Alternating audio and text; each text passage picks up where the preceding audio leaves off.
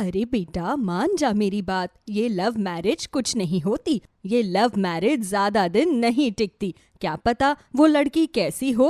अरे माँ, तुम बेवजह ही इतनी चिंता करती हो। मैंने कहा ना, पलक बहुत अच्छी लड़की है। आप एक बार उससे मिलकर तो देखो। ना बाबा ना, बिल्कुल भी नहीं। ये आजकल की लड़कियां मुझे पता है कैसी होती है। तभी वहां पर सीमा आ जाती है। मम्मी जी, आप भी ना बिना वजह ही डर रही है। आजकल सभी लव मैरिज करते हैं। हाँ भाभी, अब आप ही मम्मी को समझाइए। अरे बेटा, इसमें भला समझने वाली क्या बात है। हम जो लड़की तेरे लिए ढूंढेंगे वो अच्छी ही ढूंढेंगे। मैंने तो एक लड़की भी पसंद की है, वो बहुत ही संस्कारी है। मम्मी, मैंने कह दिया ना, मैं सिर्फ पलक से ही शादी करूंगा। ठीक है, अगर तेरी यही जिद है तो कर ले, लेकिन अगर कल को कुछ हो गया तो उसमें तेरी ही गलती होगी। फिर मत कहना कि मैंने समझाया नहीं था। अरे मम्मी जी, कुछ नहीं होगा, आप देखना, मेरी देवरानी लाखों में एक होगी। हाँ हाँ, वो तो देख ही लेंगे। उसके बाद विमला मान जाती है और अपने बेटे आरव की शादी उसकी पसंद की लड़की पलक से करवा देती है। फिर शादी के अगले दिन, हाँ बहू, आज तेरी पहली रसोई है, खाने में क्या बनाएगी? पलक को खाना बनाना नहीं आता था, इसलिए उसे समझ नहीं आ रहा था कि वो क्या करेगी। मम्मी जी, ये वो क्या होता है? तुझे बोलना नहीं आता क्या? नहीं मम्मी जी, दरअसल बात ये है कि मुझे खाना बनाना नहीं। पलक की बात पूरी होने से पहले ही सीमा वहां पर आ जाती है। अरे मम्मी जी, पलक ने मुझसे कहा था कि वो सबके लिए इडली डोसा बनाएगी। लेकिन पलक बहू तो कुछ और कह रही थी। पलक, क्या तुम कुछ और कह रही थी? सीमा की इस बात से पलक कंफ्यूज हो जाती है, लेकिन फिर पलक सीमा का इशारा समझ जाती है और कहती है, नहीं मम्मी जी, मैं भी यही कहने वाली थी। हाँ तो पलक, जाओ तुम रसोई में खाना बना लो, तब तक मैं बाकी काम निपटा लेती हूँ। ठीक है भाभी। मम्मी जी, तब तक आप आराम कीजिए और टीवी देखिए। ठीक है बहू, मेरा नाटक चला दे। उसके बाद पलक रसोई में चली जाती है और सीमा भी विमला से छुपते छुपाते हुए रसोई में पहुंच जाती है। भाभी, लेकिन मुझे तो रोटी सब्जी भी बनानी नहीं आती और आपने तो इडली डोसा के लिए बोल दिया। अरे मेरी प्यारी देवरानी जी, क्यों इतनी टेंशन लेती हो? मैं हूं ना, मैं सब संभाल लूंगी। उसके बाद सीमा सारा खाना बनाना शुरू करती है और पलक को भी जो समझ आता है उसमें वो सीमा की मदद करती है। वाह भाभी, आपने तो कमाल कर दिया। अगर आज आप नहीं होती तो क्या होता मेरा, मैं तो कुछ भी नहीं कर पाती।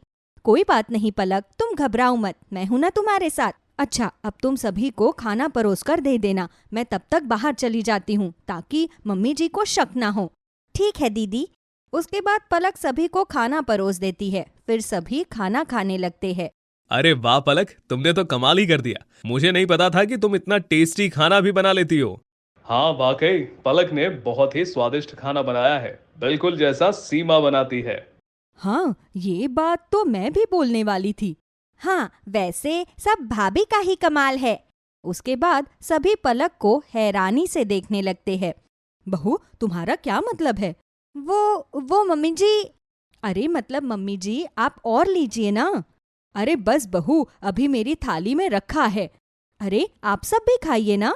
उसके बाद सीमा और बाकी सभी बड़े चाव से खाना खाने लगते हैं। फिर सबके खाना खाने के बाद जब सीमा रसोई साफ कर रही थी, तभी वहां पर पलक भी आ जाती है। भाभी, थैंक यू सो मच, आपने तो मुझे बचा लिया। लेकिन पलक, आगे से ध्यान रखना, तुम्हारे मुंह से आज सच निकलने वाला था।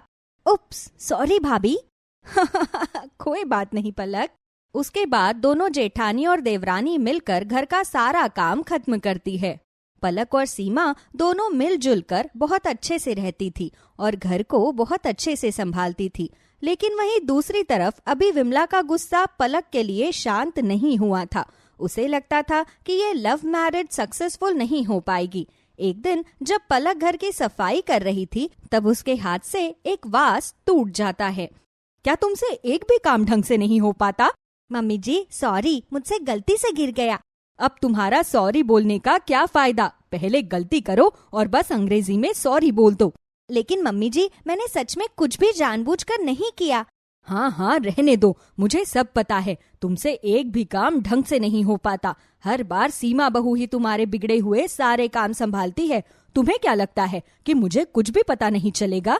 नहीं मम्मी जी, ऐसा नहीं है। मैं जानती हूँ कि मुझसे बहुत सी गलतियाँ होती है और सीमा भाभी मुझे समझाती है और मेरी मदद करती है, लेकिन मैं गलतियाँ जानबूझकर नहीं करती।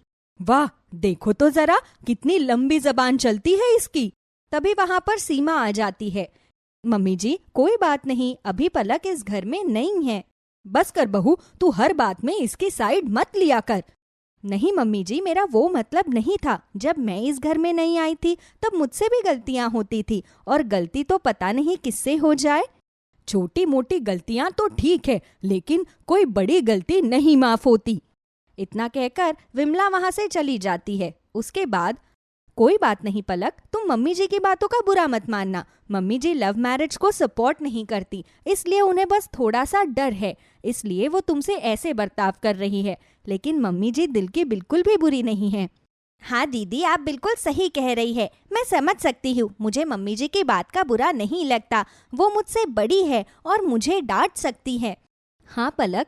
उसके बाद वो दोनों देवरानी जेठानी फिर से घर का काम करने लगती है। फिर एक दिन सीमा की तबीयत बहुत ज़्यादा खराब हो जाती है। सीमा को टाइफाइड हो जाता है। भाभी, आप प्लीज़ अपना ध्यान रखिए, अब से आपको कोई काम नहीं करना। लेकिन पलक, तुम अकेले घर कैसे संभालोगी? भाभी, आप उस बात की बिल्कुल चिंता मत कीजिए। आपने मुझे सब काम अच्छे से सिखाया है, अब मैं सब काम अच्छे से कर सकती हूँ। आप बस अपना ख्याल रखिए और आराम कीजिए। लेकिन पलक, लेकिन वेकिन कुछ नहीं भाभी, अब बस आप आराम करेंगी और कुछ भी नहीं करेंगी। अच्छा ठीक है बाबा। उसके बाद पलक सीमा का बहुत अच्छे से ध्यान रखती थी।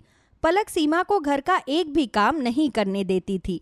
साथ ही पलक सीमा के खाने पीने का भी बहुत अच्छे से ध्यान रखती थी। पलक सीमा के लिए बिना मसाले का खाना अलग निकालती थी। ये लो दीदी, आपका खाना। हाँ पलक। उसके बाद सीमा खाना खा लेती है। भाभी, आपका बुखार तो अभी भी नहीं उतर रहा। हाँ पलक, टाइफॉइड में मेरी हालत बहुत खराब हो जाती है। मेरे पास एक उपाय है दीदी। कैसा उपाय पलक? दीदी, अंजीर और मनका दाग के काढ़े से आपका टाइफॉइड बिल्कुल ठीक हो जाएगा। रुकिए, मैं अभी आपके लिए बना कर लाती हूँ। उसके बाद पलक रसोई में जाकर सीमा के लिए काढ़ा बनाकर लाती है और उसे पिला देती है।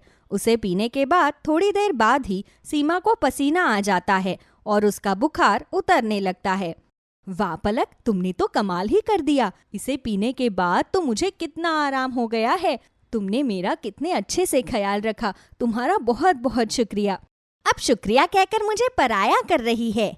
नहीं पलक, तुम तो बिल्कुल मेरी छोटी बहन जैसी हो। हाँ भाभी, अब चलिए आप आराम कर लीजिए। हाँ बताओ, कहाँ चलकर आराम करूं? अरे मेरा मतलब भाभी, आप अपने बिस्तर पर ही आराम कीजिए। हाँ पलक, मैं तो बस मजाक कर रही थी। इसी तरह पलक सीमा की तबीयत खराब होने पर उसकी बहुत सेवा करती है। अब विमला भी कहीं ना कहीं समझ पा रही थी कि पलक दिल की इतनी बुरी नहीं है। फिर एक दिन विमला की पड़ोसन उसके पास आती है। और बताओ विमला बहन, कैसी हो? मैं ठीक हूँ सुनीता, तुम कैसी हो? मैं भी ठीक हूँ विमला। अच्छा ये बताओ, तुम्हारी छोटी बहू कैसी है? वो घर में कोई कलेश तो नहीं करती? अरे नहीं सुनीता बहन, मेरी छोटी बहू बहुत अच्छी है। मुझे अब समझ आया कि सब लव मैरिज गलत नहीं होती। उसने सीमा की तबीयत खराब होने पर उसका और पूरे घर का कितना अच्छे से ख्याल रखा। अरे विमला बहन, इनके भोले चेहरे पर नहीं जाना चाहिए। ये बहुएं बहुत शातिर होती है। लव मैरिज वाली बहू पहले अच्छा और शरीफ बनने का नाटक करती है, फिर बाद में अपनी असलियत दिखाती है। ऐसा नहीं है सुनीता। अरे विमला बहन, तुम बहुत भोली हो, तुम्हें नहीं पता, ऐसा ही होता है। मेरे भाई के बेटे ने भी लव मैरिज की थी, उनके साथ भी बिल्कुल ऐसा ही हुआ था। तुम मेरी बात समझने की कोशिश करो। तभी वहां पर सीमा आ जाती है। अरे सीमा बहू, अब तुम कैसी हो? जी आंटी जी, मैं बिल्कुल ठीक हूँ। पलक ने मेरा इतना ध्यान जो रखा है, उसने मुझे टाइम पर खाना दिया, यहाँ तक कि मेरे पैर भी दबाए। उसने मेरी बहुत सेवा की। हाँ हाँ, चलो बेटा, ये तो बहुत अच्छी बात है। हाँ आंटी जी, वैसे हर लव मैरिज वाली बहू गलत नहीं होती। जैसे मेरी देवरानी को ही देख लो, मेरी हमेशा इतनी सेवा पानी करती है और मेरी सारी बातें मानती है। मेरी देवरानी तो लाखों में एक है, लाखों में। उसके बाद सीमा पलक को आवाज लगाते हुए चाय बनाने के लिए कहती है, पलक जरा 2 कप चाय तो बनाना। और पलक भी किचन से आवाज लगाकर कहती है, जी दीदी बस अभी लाई। देखा आंटी जी आपने। और एक और बात आंटी जी, हर अरेंज मैरिज वाली बहू भी सही नहीं होती, जैसे कि आप अपनी बहू को ही देख लो, है ना आंटी जी। अच्छा विमला बहन, मैं चलती हूँ, मुझे एक काम याद आ गया। अरे लेकिन चाय तो पीती जा, अब चाय बन भी गई। नहीं विमला बहन, तुम ही अपनी बहू के साथ पी लो। इतना कहकर सुनीता वहाँ से चली जाती है और विमला और सीमा उस पर हंसने लगते हैं। तभी पलक वहाँ पर 2 कप चाय लेकर आ जाती है। अरे दीदी, ये 2 कप चाय किसके लिए? एक मम्मी जी के लिए और एक मेरी बहू के लिए। इस तरह पलक और सीमा हमेशा मिलजुल कर रहती थी और घर का अच्छे से ध्यान रखती थी। तब विमला को भी अपनी गलती का एहसास हो जाता है और वो पलक से अपने गलत बर्ताव के लिए माफी मांगती है और खुशी खुशी पलक को एक्सेप्ट कर लेती है।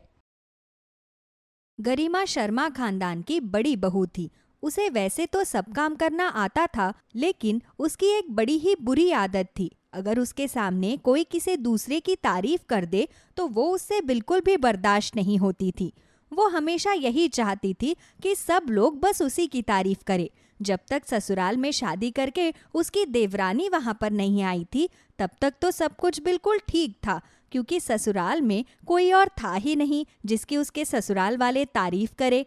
लेकिन देवर की शादी के बाद जब गरिमा की देवरानी घर पर आ जाती है तो देखते हैं कि गरिमा का क्या हाल होता है। पूजा बेटा, आज ससुराल में तेरा पहला दिन है, तो तू आज हम सबके लिए एकदम अच्छा सा खाना बना दे। लेकिन हाँ, घर में कोई भी ज्यादा मिर्च नहीं खाता, तो मिर्च मसाला उसी हिसाब से डालना। ठीक है माँ, लेकिन खाने में क्या बनाना है आप मुझे बता दीजिए, तो मैं खाने में वही बना दूंगी। बेटा, तेरा जो भी मन हो तो वही बना दे, हमें तो बस तेरे हाथ का खाना खाना है। तुझे बनाने और खाने में अपने हाथ का जो भी सबसे ज्यादा अच्छा लगता है, तू हमारे लिए वही सब बना दे। ठीक है माँ जी। पूजा किचन में जाती है और सभी के लिए अच्छा सा खाना बनाकर तैयार करती है। पूजा को कढ़ाई पनीर, वेज बिरयानी, रायता, पूरी, रोटी और मीठे में मूंग की दाल का हलवा बनाना बहुत अच्छी तरह आता था, इसलिए उसने सभी के लिए खाने में वही बना दिया। अरे वाह, खाने में से तो खुशबू बड़ी ही अच्छी आ रही है। तुम जल्दी से खाना लगा दो पूजा, मुझसे तो अब सब्र ही नहीं हो रहा। पूजा का हस्बैंड रंजीत ऐसा कहता ही है कि तभी पूजा टेबल पर खाना लगाकर सर्व कर देती है। खाने को देखकर सबके मुंह में पानी आ जाता है। अरे वाह बहू, खाना देखने में तो बड़ा ही स्वादिष्ट लग रहा है और इसमें से खुशबू भी बड़ी ही अच्छी आ रही है। ला, जल्दी से परोस दे। पूजा सभी को प्लेट में खाना परोस कर देती है। सब लोग जैसे ही खाना खाते हैं तो उन्हें वो खाना बहुत ही पसंद आता है। वाह बेटा वाह, तूने तो कमाल ही कर दिया। आज से पहले मैंने कभी इतनी स्वादिष्ट कढ़ाई पनीर को नहीं खाया, और ये वेज बिरयानी तो तूने इतनी अच्छी बनाई है कि इसके सामने नॉनवेज वाली बिरयानी को भी फेल कर दिया है तूने। अगर एक बार कोई इस बिरयानी को खा लेगा तो फिर नॉनवेज बिरयानी कभी नहीं मांगेगा। आज पहली बार आपने बिल्कुल ठीक बात कही है। सच में बहू, हमें तो ये खाना खाकर मजा ही आ गया। मैं तो कहती हूँ कि अब से घर में खाने की जिम्मेदारी तू ही ले ले। क्यों माँ जी, मैं खाना अच्छा नहीं बनाती हूँ क्या? अरे नहीं नहीं बेटा, मैंने ऐसा कब कहा। तू भी खाना बहुत अच्छा बनाती है, लेकिन तू पहले ही घर का इतना सारा काम करती है, तो मैंने सोचा पूजा बहू अब घर में आ गई है तो रसोई का काम वो संभाल लेगी, तेरा भी काम में थोड़ा हाथ बट जाएगा। अरे अगर काम में हाथ बटाना ही है तो किसी और काम में भी तो बटा सकती है। आप तो इस रसोई की जिम्मेदारी इस तरह सौंप रही है जैसे मैं खाना अच्छा नहीं बनाती और यही खाना अच्छा बनाती है। अरे नहीं भाभी, ऐसा कुछ भी नहीं है। आप तो खामा खा ही गुस्सा हो रही हो। आप तो जानती ही हो ना कि मुझे आपके हाथ के कड़ी चावल कितने पसंद है। आपके अलावा तो मैं कभी किसी के हाथ के कड़ी चावल खाता ही नहीं हूँ। खाने की कुछ डिशेस ऐसी हैं जिनको बनाने में आप सबको पीछे छोड़ सकती हैं, लेकिन हाँ, कुछ डिशेस ऐसी भी हैं जो शायद पूजा बेहतर बनाती है, जैसे कि ये कढ़ाई पनीर। अच्छा, कढ़ाई पनीर तो मैंने भी खाया, लेकिन मुझे इस कढ़ाई पनीर में कोई खास बात नहीं लगी। इससे अच्छा कढ़ाई पनीर तो मैं ऐसे ही चलते फिरते बना देती हूँ। आप लोग तो खामखा इसे खुश करने के लिए इसकी तारीफ किए जा रहे हो। अरे आखिर ये सब तुम क्या बोले जा रही हो गरिमा? देखो पूजा, तुम गरिमा की बातों का बुरा मत मानना। गरिमा को तो मजाक करने की आदत है, इसीलिए वो तुमसे मजाक कर रही है। तुम भी ना गरिमा, बेचारी को डरा दिया। तुमने सचमुच बड़ा ही अच्छा खाना बनाया है पूजा। मुझे भी तुम्हारे हाथ का खाना बहुत पसंद आया। कल जब मैं ऑफिस जाऊंगा तो तुम मेरे लिए कढ़ाई पनीर बना देना। सभी को तुम्हारे हाथ का कढ़ाई पनीर बहुत पसंद आएगा। अमन गरिमा की इस आदत को अच्छी तरह जानता था। पूजा को गरिमा की बातों का बुरा न लगे, इसलिए वो बात को संभालने के लिए ये सब कह रहा था। लेकिन गरिमा को ये सब कहाँ बर्दाश्त होने वाला था। इसलिए खाना खाकर जब सब अपने अपने कमरे में चले गए तो उसने इस बात पर अमन से लड़ना शुरू कर दिया। आपको क्या जरूरत थी सबके सामने उसके खाने की तारीफ करने की? आप भी यही दिखाना चाहते थे ना कि मैं अच्छा खाना नहीं बनाती और वो अच्छा खाना बनाती है। अगर ऐसा है तो फिर ठीक है, आज से वही सबके लिए खाना बनाएगी। मैं तो आज के बाद खाना बनाने को हाथ ही नहीं लगाने वाली। अरे यार, मुझे तो समझ ही नहीं आता कि तुम कभी कभी कैसी बातें करती हो। आज उसकी पहली रसोई थी तो हमें उसके खाने की तारीफ तो करनी ही पड़ेगी ना। और खाना सच में उसने अच्छा बनाया था, इसीलिए सबने उसकी तारीफ की। लेकिन मुझे ये बात समझ में नहीं आ रही कि तुम उससे क्यों चिढ़ रही हो। अगर सबने उसकी तारीफ की तो इसका मतलब ये थोड़ी ना है कि तुम अच्छा खाना नहीं बनाती हो। किसी ने तुम्हें थोड़ी ना कुछ कहा है। मैं आप सब लोगों की बातें अच्छी तरह समझती हूँ। मुझे कुछ भी समझाने की कोई जरूरत नहीं है। मुझे आपसे कोई बात नहीं करनी। मुझे बहुत नींद आ रही है, इसलिए मुझे सोने दीजिए। गरिमा इतनी सी बात के लिए अमन से लड़ाई कर लेती है। वो इस बात से इतनी ज्यादा चिढ़ जाती है कि उस दिन के बाद वो फिर कभी खाना ही नहीं बनाती। क्या बात है गरिमा बहू, इतने दिन हो गए लेकिन तूने हमारे लिए खाने में कुछ भी नहीं बनाया। इतने दिनों से हमने तेरे हाथ के राजमा चावल नहीं खाए। कल हमारे लिए राजमा चावल बना देना। नहीं माँ जी, अब मेरा राजमा चावल बनाने का मन ही नहीं करता। और वैसे भी अब तो आपकी दूसरी बहू आ गई है जो इतना अच्छा खाना बनाती है, तो आप उसी से अपने लिए राजमा चावल बनवा लीजिए। मेरे पास तो पहले ही घर का इतना काम रहता है, खाना तो आप सबके लिए वही बना देगी। तेरी बात भी ठीक है गरिमा बहू, अगर तू कहती है तो पूजा ही हमारे लिए कल राजमा चावल बना देगी। गरिमा को लगा था कि वो ऐसा रहेगी तो उसकी सासू माँ उससे राजमा चावल बनाने के लिए रिक्वेस्ट करेगी। लेकिन जब उसकी सासू माँ ये बात कहती है तो गरिमा चिढ़कर वहाँ से चली जाती है। तभी कुछ दिन बाद पूजा अपनी सासू माँ के लिए एक बहुत अच्छा सा सूट सील कर तैयार करती है। अरे वाह वाह वाह बेटा, कितना सुंदर सूट सील कर तैयार किया है तूने। बाहर सूट सिलवाने के चक्कर में मैंने तो सूट सिलवाने ही बंद कर दिए थे, लेकिन अच्छा हुआ कि तुझे सिलाई आती है, तो अब मुझे सूट सिलवाने की कोई टेंशन ही नहीं। अब तो तू ही मेरे लिए सूट सिल दिया करेगी। क्यों नहीं माँ जी, वैसे भी मैंने अभी आपके लिए एक ही सूट सिला है। अगर आपको ये सूट पसंद आ गया तो मैं आपके लिए और भी सूट सिल दूंगी। अगर सूट में कोई भी कमी हो तो आप मुझे बता देना। अरे नहीं बेटा, तूने बहुत ही अच्छा सूट सिला है। मुझे तेरे हाथ का सिला सूट बहुत पसंद आया। गरिमा वहाँ से गुजर रही थी तो वो अपनी सासू माँ को पूजा की तारीफ करते हुए सुन लेती है। अब पूजा की तारीफ उससे कहाँ बर्दाश्त होने वाली थी, इसलिए वो अपनी सासू माँ के कमरे में जाती है। छी छी छी, ये इतना गंदा सूट कहाँ से लेकर आई आप माँ जी? इससे अच्छा सूट तो आपको किसी फुटपाथ पर मिल जाता। किसने लाकर दिया आपको ये सूट? बेटा, तुझे याद है दिवाली पर तेरा भाई घर पर सिंधारा लेकर आया था, तो उस सिंधारे में ये सूट वो मेरे लिए लेकर आया था। लगता है उसके पास टाइम नहीं था तो फुटपाथ से ही मेरे लिए सूट खरीद कर ले आया।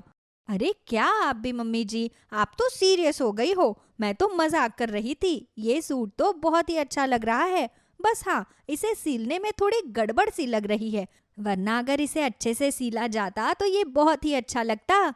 गरिमा ये सब बोलकर वहां से चली जाती है, लेकिन उसकी बातों से पूजा को बहुत बुरा लगता है। पूजा का उदास चेहरा देखकर सावित्री उससे कहती है, अरे बेटा, तुझे इस तरह उदास होने की कोई जरूरत नहीं है। गरिमा की तो आदत ही ऐसी है, तू उसकी बातों का बिल्कुल बुरा मत माना कर। सावित्री पूजा को समझाती है तो पूजा उसकी बात समझ जाती है। अब पूजा घर का हर काम बहुत अच्छे से करती, तो हर काम में उसकी तारीफ भी होती, और उसकी तारीफ सुन सुनकर गरिमा उससे इतनी ज्यादा चिढ़ने लग गई कि उसने घर का सारा काम करना ही छोड़ दिया। अब घर के सारे काम की जिम्मेदारी सिर्फ पूजा पर आ गई, जिस वजह से पूजा भी बहुत परेशान हो गई। अब तो ये गरिमा बहू का कुछ ज्यादा ही हो रहा है। अगर पूजा बहू कुछ कहती नहीं तो इसका मतलब ये नहीं है कि वो कुछ भी करेगी। मुझे एक बार जाकर गरिमा बहू से बात करनी ही होगी। सावित्री गरिमा से बात करने के लिए उसके कमरे में जाती है। वो उसे काफी देर तक समझाने की कोशिश करती है, लेकिन गरिमा अपनी सास की कोई बात नहीं सुनती। मुझे तो समझ ही नहीं आ रहा कि आखिर तेरे दिमाग में चल क्या रहा है। इस तरह बच्चों के जैसे कौन जिद करता है? तूने सारे घर की जिम्मेदारी सिर्फ पूजा बहू पर छोड़ दी है।